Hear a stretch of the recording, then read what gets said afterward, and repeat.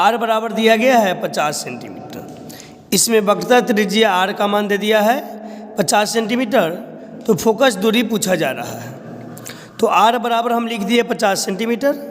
F बराबर formula होता है आर बट्टा 2।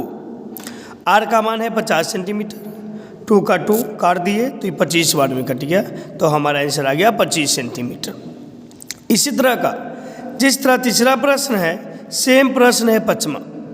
जो टाइप तीसरा का है वही टाइप है पचमा प्रश्न का। किसी गोलीय दर्पण की वक्रता त्रिज्या 120 सेंटीमीटर है, तो उसकी फोकस दूरी ज्ञात करें। तो आपको हम जिस तरह से तीसरा प्रश्न समझाया है उसी प्रकार से पचमा भी बनाकर आप कमेंट बॉक्स में इसका जवाब जरूर दीजिएगा कि इसका आंसर कितना आ रहा है। अब देखेंगे हम छठा प्रश्न। किसी दर्पण की फोकस दूरी 25 सेंटीमीटर है, तो दर्पण कैसा होगा। कभी कभी होता क्या है, आपसे पूछ देगा कि फोकस दूरी इतना है, यानी फोकस दूरी 25 सेंटीमीटर दे दिया है, तो यहाँ पर पूछ रहा है कि किस प्रकार का दर्पण होगा। तो आप नोट में, नोट का मतलब होता है याद रखें। तो नोट में हम जो बात लिखे हुए हैं उसे आप अच्छी तरह से याद रखें कि देखिए, अवतल दर्पण बोले या अवतल लेंस बोले, याद रखिएगा। अवतल दर्पण बोले या अवतल लेंस बोले, उसमें फोकस दूरी जो होता है निगेटिव होता है, यानी माइनस में होता है। फिर सुनिएगा ध्यान से, फोकस दूरी अवतल दर्पण हो या अवतल लेंस हो, फोकस दूरी हमेशा उसमें निगेटिव होता है, ऋणात्मक होता है। यदि उत्तल दर्पण हो, उत्तल दर्पण हो या उत्तल लेंस हो, उसमें फोकस दूरी पॉजिटिव होता है, यानी धनात्मक होता है। यदि आप इतना बात ध्यान में रखते हैं तो इस टाइप का कुछ ऑब्जेक्टिव आता है तो आपका गलती नहीं होगा। तो देखिए यहाँ पर किसी दर्पण की फोकस दूरी 25 सेंटीमीटर है, तो दर्पण कैसा होगा। तो देखिए यहाँ पर फोकस दूरी एफ का मान जो है हमारा प्लस में है। अब बताइए, एफ का मान प्लस 25 सेंटीमीटर है, तो फोकस दूरी धनात्मक दर्पण का बात हुआ है, ध्यान दीजिएगा। कभी कभी लेंस का बात होता है, कभी कभी दर्पण का बात होता है। तो यहाँ पर बात किसका हुआ है, तो दर्पण का बात हुआ है। तो दर्पण में आ जाइए, एक अवतल दर्पण है और एक उत्तल दर्पण है। तो फोकस दूरी कौन सा दर्पण में प्लस है, उत्तल दर्पण में प्लस है, लेकिन अवतल दर्पण में माइनस है। तो हम समझेंगे कि अवतल दर्पण होगा कि उत्तल दर्पण। तो देखिए, फोकस का मान है प्लस में, इसलिए यहाँ पर उत्तल दर्पण होगा। यदि फोकस का मान -25 रहता तो अवतल दर्पण होता, लेकिन क्या है, प्लस 25 सेंटीमीटर है, इसलिए यह उत्तल दर्पण होगा। ठीक है, आगे देखिएगा। सातवां प्रश्न, किसी दर्पण की फोकस दूरी -50 सेंटीमीटर है। किसी दर्पण की फोकस दूरी -50 सेंटीमीटर है, तो यह दर्पण कैसा होगा। दर्पण का बात किया गया है तो लेंस को हम भूल जाएंगे। दर्पण का बात किया है तो लेंस को हम भूल जाएंगे। अब देखिए, अवतल दर्पण होगा कि उत्तल दर्पण। ये फोकस दूरी माइनस में है, फोकस दूरी ऋणात्मक है, फोकस दूरी ऋणात्मक है। और यहाँ पर दर्पण का बात है, तो आप देखिए अवतल दर्पण होगा या उत्तल दर्पण होगा, निगेटिव है। इसमें अवतल दर्पण निगेटिव होता है, इसमें उत्तल दर्पण पॉजिटिव होता है। तो आप इसका भी जवाब कमेंट बॉक्स में दीजिएगा। हम आपको पूरा बता दिए कि फोकस दूरी माइनस में है, तो आप बताइएगा कि यह दर्पण कैसा होगा। यह दर्पण कैसा होगा आपको बताना है। तो जिस तरह से आप 6 नंबर बनाए उसी तरह से 7 नंबर बनाना है। बस आपको ध्यान में रखना है कि अवतल दर्पण और अवतल लेंस का फोकस दूरी हमेशा निगेटिव होता है, इसको नहीं भूलना है। मेन आपका हथियार यही है। यदि आप इसे भूल जाते हैं तो आपको बहुत ही समस्या आएगा। ये हमारा है उत्तल दर्पण, उत्तल लेंस। तो उत्तल दर्पण और उत्तल लेंस में फोकस पॉजिटिव होता है। अब देखिएगा 8वां प्रश्न।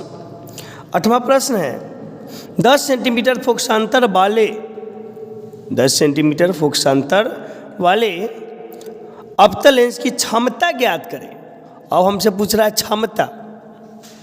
क्षमता ज्ञात करने के लिए पूछ रहा है कि क्षमता क्या होगा। तो देखिए, फोकसांतर का मतलब होता है फोकस। फोकसांतर का मतलब फोकस। फोकस दे दिया है 10 सेंटीमीटर। अब देखिएगा यहाँ पर 10 सेंटीमीटर प्लस में लिखे कि माइनस में, हम माइनस में लिख दिए। क्यों लिखे माइनस में? तभी हम आपको यहाँ पर बताएं कि कौन लेंस का बात हो रहा है, अवतल लेंस का। कौन लेंस का? तो अवतल लेंस का यहाँ पर बात हो रहा है। अब आप देखिए कि अवतल लेंस में फोकस दूरी क्या चीज़ में होता है?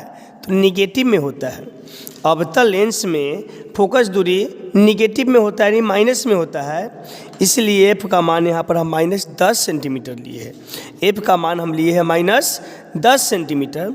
अब देखिएगा, जब सेंटीमीटर में रहता है, हमको डायोप्टर क्षमता निकालना है, क्षमता, तो इसको हम मीटर में चेंज करते हैं। तो मीटर में चेंज करने के लिए, सेंटीमीटर से मीटर में चेंज करने के लिए, मीटर में जाने के लिए 100 से भाग किया जाता है।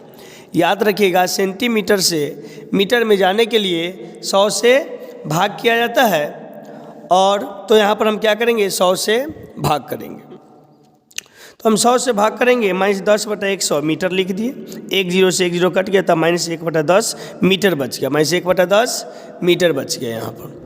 तो अब हम निकालेंगे, ये ऐसा ही दिया गया है, आप माइनस इसको नहीं समझिएगा। यहाँ पर P बराबर लेंस की क्षमता P बराबर होता है 1/f।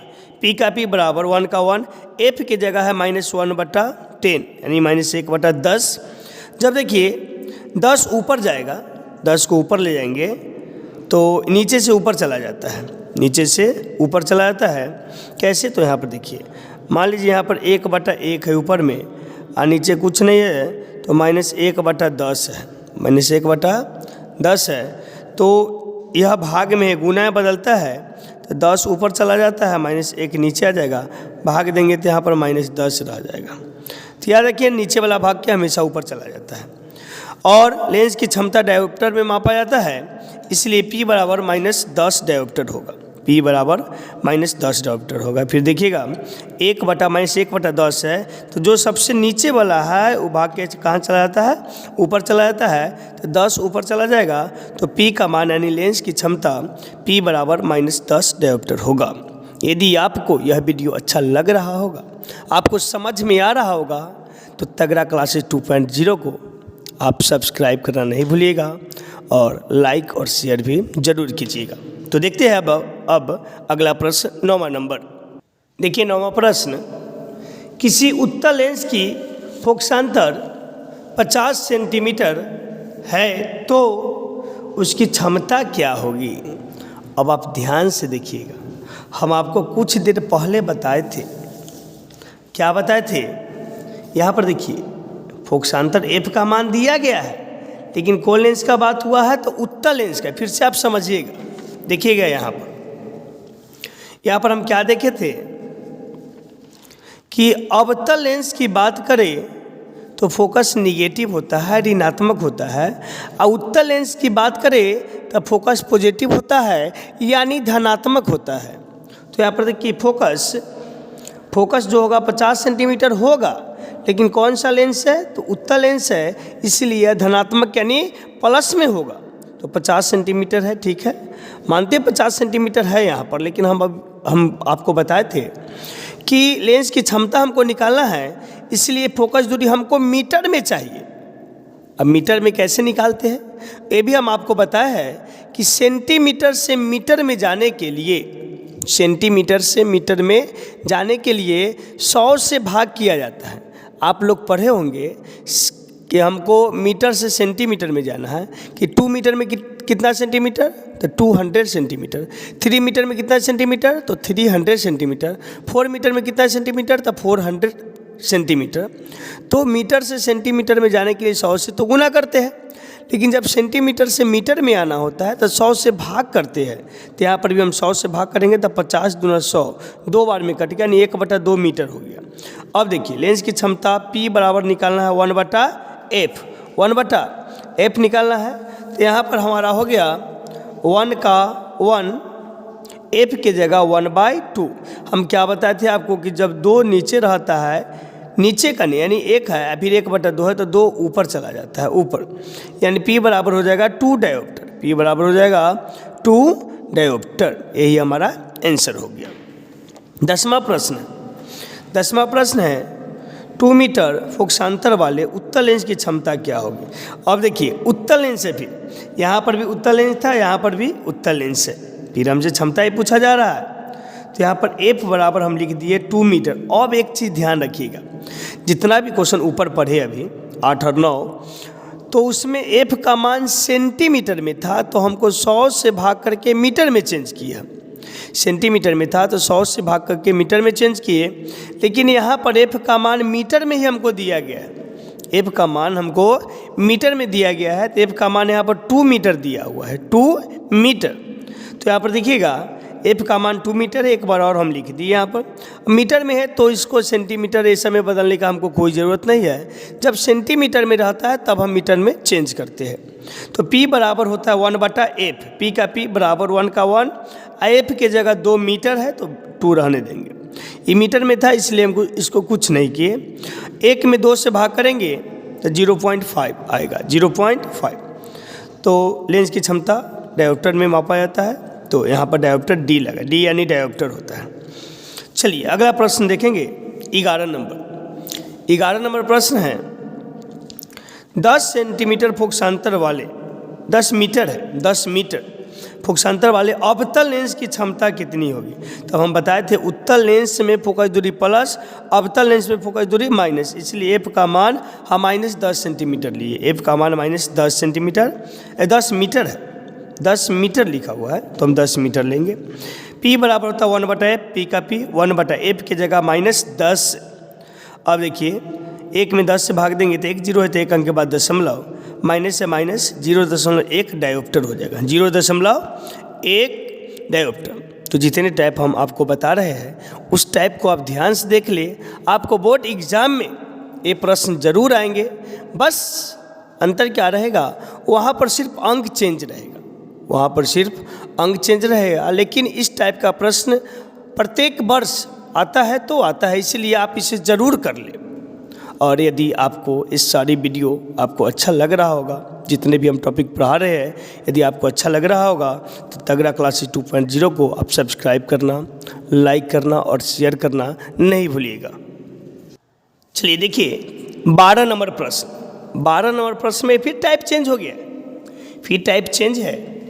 प्रश्न कहता है उत्तल लेंस की क्षमता 5 डायोप्टर है, तो उत्तल लेंस की फोकस दूरी निकाले। देखिए यहाँ पर क्या दे दिया, ध्यान से देखिएगा। उत्तल लेंस की क्षमता 5 डायोप्टर दे दिए यहाँ पर, यानी लेंस की क्षमता यानी P का मान इस बार दे दिया है 5 डायोप्टर। तो उत्तल लेंस की क्षमता, उत्तल लेंस की फोकस दूरी, उत्तल लेंस की फोकस दूरी निकालने के लिए कहा जा रहा है। तो देखिए यहाँ पर लेंस कैसा है, उत्तल लेंस है। लेंस कैसा है, उत्तल लेंस है। हम उत्तल लेंस में आपको बताए थे, याद कीजिए, उत्तल लेंस में बताए थे कि फोकस दूरी प्लस में होता है। उत्तल लेंस में आपको बताए थे फोकस दूरी पॉजिटिव होता है। तो यहाँ पर भी P का मान जो 5 डायोप्टर है प्लस में ही होगा। P का मान जो 5 डायोप्टर है प्लस में, क्योंकि उत्तल लेंस है, तो यहाँ पर P का मान 5 डायोप्टर प्लस में ही होगा। यदि अवतल लेंस रहता तो यहाँ पर माइनस में होता है 5 डायोप्टर, तो P बराबर +5 डायोप्टर। हमको F निकालना है। हम जानते हैं P बराबर 1/F, P का मान है 5, बटा में कुछ नहीं तो 1 equal to 1/F। By cross multiply किए तो 5 में F से 5F, 1 में 1 से तो 1। 5 मल्टीप्लाई में है, क्या चीज़ में चला गया, डिवाइड में। अब 1 में 5 से भाग देंगे, 1 में 5 से भाग देंगे तो यहाँ पर हम 0 लिखेंगे, तो इसके लिए 0 यहाँ पर जब 0 लिखेंगे तो 0.5 दूना 10। आपको दशमलव का भाग आता है, आप कर लीजिएगा। तो यहाँ पर 0.2 मीटर आ गया। लेकिन हमको कभी कभी ऑप्शन सेंटीमीटर में दिया रहता है, दिया ही रहता है सेंटीमीटर में। तो मीटर से सेंटीमीटर में जाने के लिए हम 100 से मल्टीप्लाई करते हैं, यानी 0.2 मल्टीप्लाई इतना सेंटीमीटर, ये हमारा सेंटीमीटर में चेंज हो रहा है। तो देखिए 2 में 100 से मल्टीप्लाई करेंगे तो 200 आ गया, लेकिन यहाँ पर 1 अंक के बाद दशमलव है, 1 अंक के बाद दशमलव दे दिए, और दशमलव के बाद 0 का कोई वैल्यू नहीं होता है, कोई मान्य नहीं है। तो यहाँ पर 20 सेंटीमीटर हो गया, यानी F का मान, फोकस दूरी का मान 20 सेंटीमीटर, फोकस दूरी का मान 20 सेंटीमीटर, यही हमारा आंसर होगा। अगला देखिए 13 नंबर प्रश्न है, किसी अवतल लेंस की क्षमता -2 डायोप्टर है। अब देखिए अवतल लेंस, ऊपर में उत्तल लेंस का बात किया था ना, ऊपर में उत्तल लेंस का बात किया था तो वहाँ पर +5 डायोप्टर लिए थे, लेकिन यहाँ पर अवतल लेंस का बात किया है तो यहाँ पर माइनस मिलेंगे क्योंकि अवतल लेंस है। तो यहाँ पर दे भी दिया है प्रश्न में -2 डायोप्टर है, तो इसकी फोकस दूरी ज्ञात करें। फिर देखिए बराबर P बराबर -2 डायोप्टर लिख दिए, A बराबर पूछ रहा है P बराबर 1/f, P का मान है 2 -2 बटा में 1 equal to 1/f, by cross multiply करेंगे तो -2f इक्वल टू 1। अब देखिए 2 मल्टीप्लाई में है, डिवाइड में नीचे चला गया, माइनस ऊपर हमेशा लग जाता है। अब 1 में 2 से भाग देंगे, यहाँ पर कुछ नहीं तो 0 बैठाएंगे तो 2 × 10 0.5 मीटर, 0.5 मीटर, यानी f का मान आ गया। अब देखिए मीटर से सेंटीमीटर में जाने के लिए 100 से गुना, 100 से गुना का मतलब 5 पर 2 को 0, 500 हो जाएगा, 5 है तो 500, एक अंक के बाद दशमलव यानी 50 सेंटीमीटर, यानी फोकस दूरी हमारा आ गया 50 सेंटीमीटर। हम लोग अभी 13 तक प्रश्न देखे, 1 से लेकर 13 तक देखे, 13 तक प्रश्न बनाए जिसमें हम 5 टाइप का क्वेश्चन किए। उसमें आप ध्यान से देखिएगा 5 टाइप का प्रश्न हम हल किए, 5 टाइप है। प्रत्येक टाइप को आप ध्यान से 2-3 बार वीडियो देख कर आप 2 से 3 बार वीडियो देख लेते हैं, आपको तो एक बार में ही समझ में आ जाएगा। लेकिन कुछ बच्चे को यदि एक बार में समझ में नहीं आए तो आप उसे 2 से 3 बार वीडियो देख लीजिए और देखने के बाद 1 से 2 बार अपनी नोटबुक पर लिख कर उसका प्रैक्टिस जरूर कर लीजिएगा। अब हम देखते हैं प्रश्न नंबर 14। 2 ओम, 3 ओम तथा 5 ओम के 3 प्रतिरोध को श्रेणी क्रम में जोड़ा जाए तो तुल्य प्रतिरोध क्या होगा। अब आप ध्यान से सुनिएगा। प्रतिरोध में एक होता है श्रेणी क्रम संयोजन, एक होता है समांतर क्रम संयोजन। श्रेणी क्रम की बात करें, श्रेणी क्रम जिसको इंग्लिश में सीरीज बोलते हैं, तो यहाँ पर प्रतिरोध का श्रेणी क्रम संयोजन RS बोला जाता है। RS, S यानी सीरीज, S यानी सीरीज यानी प्रतिरोधों का सीरीज। तो इसका फॉर्मूला होता है R1 + R2 + R3। 4 प्रतिरोध है तो R4, और ज़्यादा है तो R5, ठीक है। तो RS बराबर R1 + R2 + R3 तक इसीलिए लिखे क्योंकि इसमें 3 प्रतिरोध दिया गया है। अब देखिएगा यहाँ पर प्रतिरोध का समांतर क्रम की बात करें तो 1/RP, P का मतलब होता है पैरेलल फॉर्म, पैरेलल, तो 1/R1 + 1/R2 + 1/R3। तो यहाँ पर हम पहला 14 नंबर प्रश्न का हल कर लेते हैं। पहले 2 ओम, 3 ओम और 8 ओम दिया गया है, इसको श्रेणी क्रम में जोड़ना है। तो लिख देंगे प्रतिरोध का श्रेणी क्रम संयोजन। देखिए यह प्रश्न यदि 2 मार्क्स में आता है तो इस तरह से आप बनाइएगा, ऑब्जेक्टिव में आता है तीनों को जोड़ के ऑब्जेक्टिव में टिक कर दीजिएगा। देखिए यहाँ पर RS बराबर R1 + R2 + R3। R1 है 2 ओम, R2 है 3 ओम, R3 है 8 ओम, 8 3 11 2, 8 3 11 2 13 ओम, यही हमारा आंसर हो जाएगा। 15 नंबर प्रश्न है, देखिएगा ध्यान से। 15 नंबर प्रश्न है 3 ओम, 4 ओम तथा 6 ओम के 3 प्रतिरोध को समांतर क्रम में जोड़ा जाए तो तुल्य प्रतिरोध क्या होगा। 3 ओम, 4 ओम तथा 6 ओम के 3 प्रतिरोध को समांतर क्रम में जोड़ा जाए तो तुल्य प्रतिरोध क्या होगा। यहाँ पर समांतर क्रम में जोड़ रहा है, प्रतिरोध का समांतर क्रम लिख के 1/RP बराबर 1/R1 जोड़ो 1/R2 जोड़ो 1/R3, 1/RP बराबर 1/3 ओम, 1/4 ओम, 1/6 ओम। देखिएगा 1/RP इक्वल टू 3 4 और 6 का एलसीएम लेंगे, 3 4 और 6 का एलसीएम लेंगे 12 आया, 3 4 और 6 का एलसीएम 12 आया, एलसीएम 12 है। 3 चौक 12, 4 ओम से ओम कट गया, 3 चौक 12, 4 हो गया, 4 में 1 से मल्टीप्लाई करेंगे 4 तिया 12 3 बार में करेंगे, 4 तिया 12 3 बार में कटेगा, 3 में 1 से मल्टीप्लाई करेंगे 3, फिर प्लस 6 दूना 12, 6 दूना 12, 2 में 1 से मल्टीप्लाई करेंगे 2, तो 4 3 7 7 2 9, 4 3 7 7 2 9, तो 1/RP बराबर 9/12, 9/12 बाई क्रॉस मल्टीप्लाई करेंगे तो 9 में RP से तो 9RP इक्वल टू 12 में 1 से तो 12 ओम। तो RP बराबर गुना में 9 है, क्या चीज़ में भागेगा तो भाग में चला जाएगा। अब देखिए 3 चौक 12 3 तिया 9, 3 चौक 12 3 तिया 9, यानी RP बराबर 4/3 ओम। तो यदि आप लोगों को यह टॉपिक समझ में आ रहा होगा, अच्छी तरीके से समझ में आ रहा होगा, तो तगड़ा क्लासेस 2.0 को लाइक, शेयर और सब्सक्राइब करना नहीं भूलिएगा। अब देखते हैं हम 16 नंबर प्रश्न। अब देखिए 16 नंबर में अगला टाइप आ गया, टाइप चेंज हो गया। यहाँ पर किसी बल्ब में 1 मिनट में 120 कूलम आवेश प्रवाहित हो रहा है तो विद्युत धारा का मान क्या होगा। इस टाइप का भी प्रश्न, बस अंक चेंज कर दिया जाएगा लेकिन प्रश्न यही रहेगा। किसी बल्ब में 1 मिनट में 120 कूलम आवेश प्रवाहित हो रहा है तो विद्युत धारा का मान क्या होगा। अब देखिए विद्युत धारा I बराबर होता है Q बटा T, यानी आवेश बटा समय। विद्युत धारा I बराबर होता है Q बटा T। कभी कभी ऑब्जेक्टिव में ही फार्मूला भी पूछ दिया जाता है, तो आप ध्यान में रखिएगा। विद्युत धारा I बराबर होता है Q बटा T। अब देखिए Q यानी आवेश 120 है और समय है मिनट में, तो 1 मिनट में कितना सेकेंड, 60 सेकेंड। 1 मिनट में 60 सेकेंड, तो यहाँ पर हम 60 सेकेंड लिखे हैं, 60 सेकेंड लिखे हैं। तो काटे तो 60 दूना 120, 2 आया, यानी I बराबर 2 एम्पियर। क्योंकि धारा कैसे मात्रक धारा को एम्पियर में मापा जाता है, इसलिए यहाँ पर एम्पियर लगा है, तो I बराबर हमारा आया है 2 एम्पियर आंसर। अब देखिए इस टाइप का एक प्रश्न और है। किसी बल्ब में 2 मिनट में, वहाँ पर 1 मिनट था, यहाँ पर 2 मिनट में 120 कूलम आवेश प्रवाहित हो रहा है तो विद्युत धारा का मान ज्ञात करें। तो जैसे हम 16 नंबर प्रश्न बताए हैं उसी प्रकार से सेम प्रश्न है ये, बस इसमें थोड़ा सा अंक चेंज है। तो आप करें क्या, 17 नंबर प्रश्न को सॉल्व करके इसका आंसर कमेंट बॉक्स में ज़रूर दें। अब हम देखते हैं अगला टाइप और लास्ट टाइप है फिजिक्स का, न्यूमेरिकल का। 18 नंबर है 1 एम्पियर के 1 एमीटर है, 1 एमीटर के 0 एम्पियर तथा 4 एम्पियर अंकों के बीच, यहाँ पर 0 एम्पियर 4 एम्पियर है, कुछ भी हो सकता है, 2 एम्पियर 4 एम्पियर 3 एम्पियर 6 एम्पियर कुछ भी यहाँ पर दे सकता है। यहाँ का अंक चेंज हो सकता है। अंकों के बीच 10 विभाग है। एमीटर का अल्पतमांक यानी लिस्ट काउंट क्या है। देखिए अब प्रश्न पूछ दिया जाता है कभी कभी ऑब्जेक्टिव में, सब्जेक्टिव में। देखिए ऑब्जेक्टिव सब्जेक्टिव कोई भी पूछा जा सकता है। यदि पूछ दे तो करेंगे क्या, यहाँ पर 0 एम्पियर 4 एम्पियर को जोड़ देंगे और कितना विभाग बोला गया है 10 विभाग, तो 10 से भाग कर देंगे।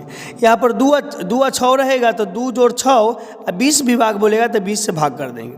यहाँ पर 10 15 बोलेगा 10 जोड़ 15, 10 एम्पियर जोड़ 15 एम्पियर और 50 विभाग बोलेगा तो 50 से भाग कर देंगे। तो 0 एम्पियर जोड़ 4 एम्पियर, तो जोड़े तो 4 में 0 तो 4 एम्पियर हो गया, काटे। अब यहाँ पर काटेंगे 2 दूना 4 और 2 पचे 10, 2 बटा 5 एम्पियर भाग देंगे। यहाँ पर कुछ नहीं तो 0, यहाँ पर कुछ नहीं तो 0, तो 0 दिए अपना मन से तो हम 0 लिखेंगे, 5 चौक 20, यानी 0.4 एम्पियर आंसर आ गया। तो इस टाइप का आप अपने से प्रश्न लिख कर भी प्रैक्टिस कर सकते हैं। यदि या कहीं पर यदि बुक में आपको प्रश्न मिल रहा है तो वहाँ से भी आप प्रश्न को हल कर सकते हैं। यदि आप इतना भी कर लेते हैं, टाइप को ध्यान में रखते हैं, तो आपका बोर्ड एग्जाम में नंबर नहीं छूटने वाला है।